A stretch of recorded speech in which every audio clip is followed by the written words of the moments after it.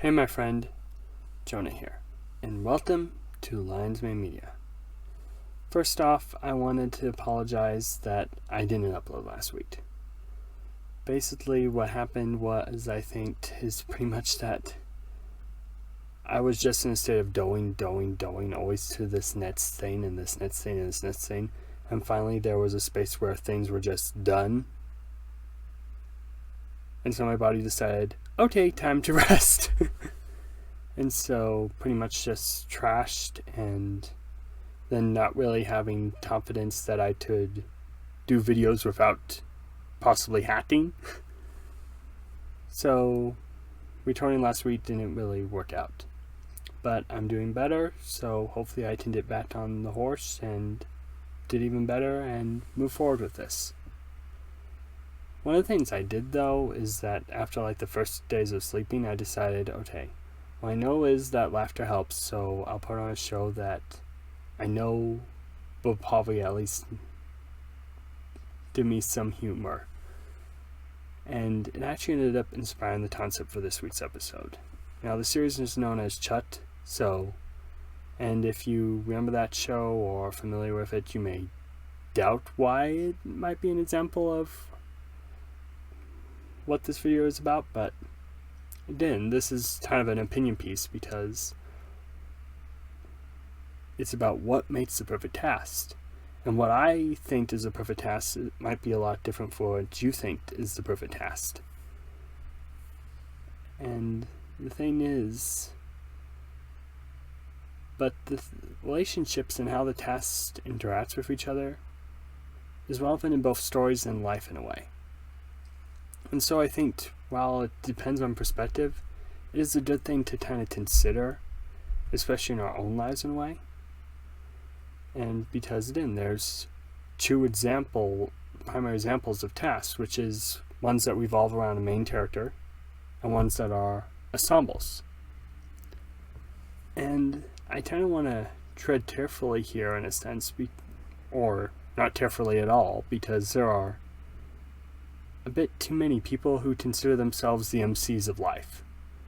And it's like everything revolves around them, or everything is always based on what's in it for them, what's good for them, and how do all these people relate to me? It's like these are the people who will view all these people as their love interests, but not really think about, am I a good love interest to them, in a way.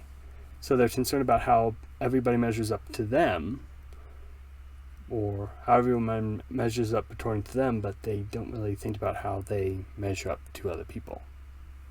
And we probably shouldn't put too much concern in what some people think, but sometimes we do need a chat, and that is one of the things I'll go into.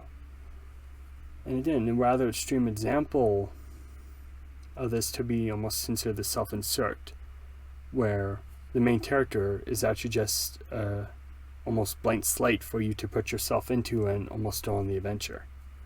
And again, that has its place.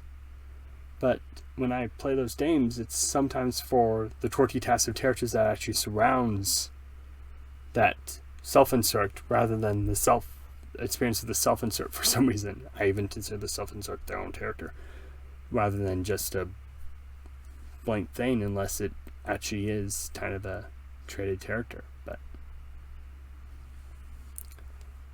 But that might be a bit off topic. But the thing I think that kind of where the main character kind of mindset starts to really break is kind of in this thing, this quote. I've seen it in a pet store and I remember it, and I don't really know what exactly it says, but it's like how every man needs a dog to kind of build him up, and a cat to keep him humble. And it's like, do most of these people in main characters' stories have at least one person who's always encouraging them and so forth, but do they have the person who keeps them in check? Do they have the person to keep them humble, or to remind them of the responsibilities that they face and so forth? And it's like we all kind of need someone to keep us accountable, or someone that we tend at least who tend at least be like that Chet. That's like, hey, you're not on the right road, because then we tend to put blinders on and go forward and see things through our perspective alone. When part of the thing is that life really is about being with other people and understanding them, at least in my perspective.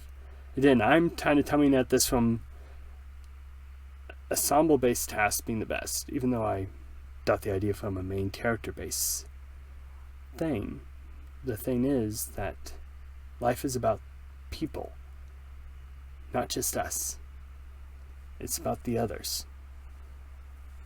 And again, part of this, where it really breaks down, is when we see characters that play off each other.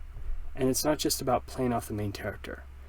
Again, there might be, like, you're basing the show around a character, so you need to make sure all the other actors are able to play off this one character.